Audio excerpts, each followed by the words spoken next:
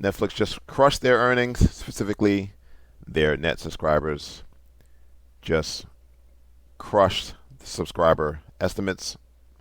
However, this video, we're going to talk about Ari Emanuel. He's the CEO of TKO, and they discuss the recent deal between WWE and Netflix. The deal makes Netflix the home of WWE's Raw program and acquires Smackdown, along with the inclusion of 2 new board members, including Dwayne "The Rock" Johnson. The deal showcases The Rock's accomplishments in the wrestling industry. Emanuel also shares his admiration for providing opportunities for professional football players who don't make it to the NFL, mentioning the creation of XFL, USFL, and UFL. Years. Correct. A lot of debate amongst investors, how much that's a multiple to your current deal. What can you tell them right now in terms of, from monetary perspective, how significant this is and how much of an improvement it is over the previous deal? Well, all I say is that we are in line with the market's expectations of where our step up would be. And the only other thing I would say is it's Netflix. They're the global leader. They're the best company with regard to sports entertainment. Whether they've done it with Formula One, whether they've done it with Tour de France. And this is kind of the next iteration as they go to live and moving into live. Are they going to move more strongly into live? Is this another sign of that? You'll ask them post-close. And we will, but you have a sense of that. You just negotiated with them. I think that this is an important step for them in their Avod service and in their subscription service. So I think live is important for them, yes. Now, you said this was in line with expectations, but clearly not. I mean, the stock's up 23%. I think the word Netflix is actually very important for this. And, you know, a 10-year deal with Raw, it's a big deal. And they get a lot as well outside the U.S. Tell us a bit more about that. Well, they get the PLEs. They get Smackdown. They're the global leader in Avod.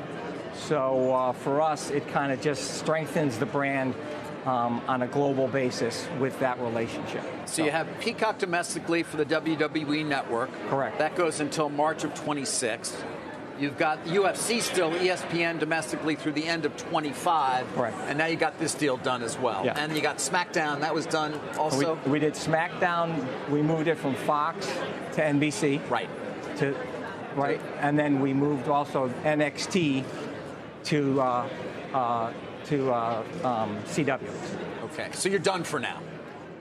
Never. Just for a moment. As your new board member says here. He's putting the strains on me, but it's understandable. We got to integrate a lot of stuff, as we've said, and do all the kind of, we've done that on our marketing side, on our sponsorship side. So, yeah, we still got a lot of work to do. Dwayne, congratulations on the board seat.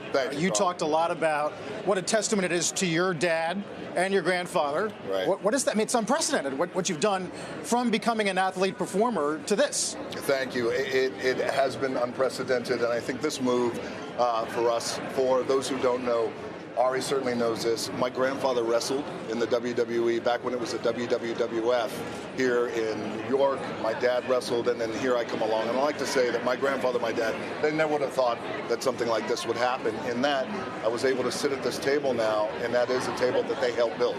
So I do want to take a moment just to acknowledge this guy. There's no CEO in the world like this guy.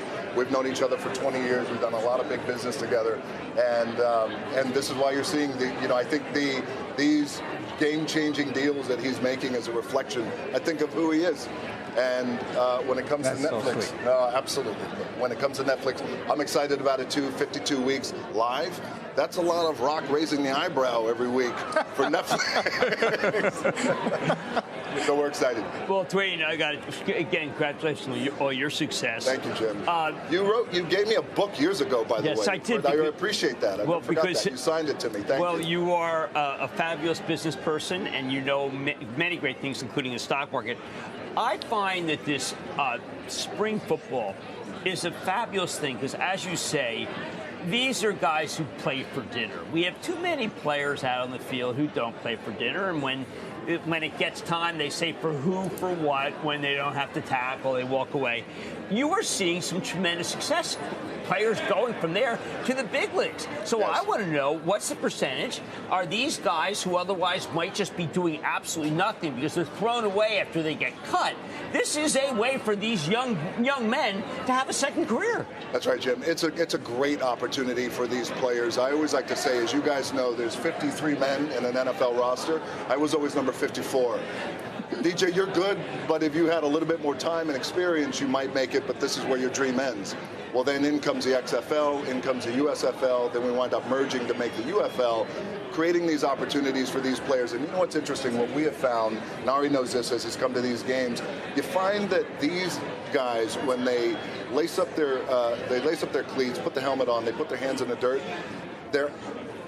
the reason why they play and the reason why they leave it all on the field just becomes a different thing. They may not be making the $40, $50, $100 million deals, but like you said, they're playing for their families, they're playing to eat, and it's a different kind of hunger. And that's why I love watching them. And I always root for certain guys. I like daily fantasy, so I can put, with DraftKings, so I can bet on who's going to do well, because I like to do that during the pro season. I also want to compliment you. I owned a bar San Miguel. I had to give it up because my wife created a mezcal company.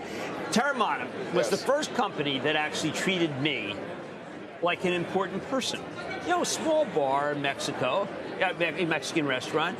And I don't know whether these people, you've instructed them to treat small business people equal to large business people, but you were graceful and gracious. And so you've instructed people, and that's winning. Well, it's very important. Thank you for saying that. It's very important. It's just like how we run our businesses. It's a business is a reflection of its founders. And in this case with Terramana, we wanted to build a tequila company that hopefully would make some impact. We wound up shattering all records in the tequila business space in that category, which has been wonderful, but also do it with some humility and do it with the second part of the word Terramana, which is mana. And that spirit that comes from in here. So thank you for acknowledging that. I appreciate it. I have to, Carl. They're all fired, by the way, the ones that...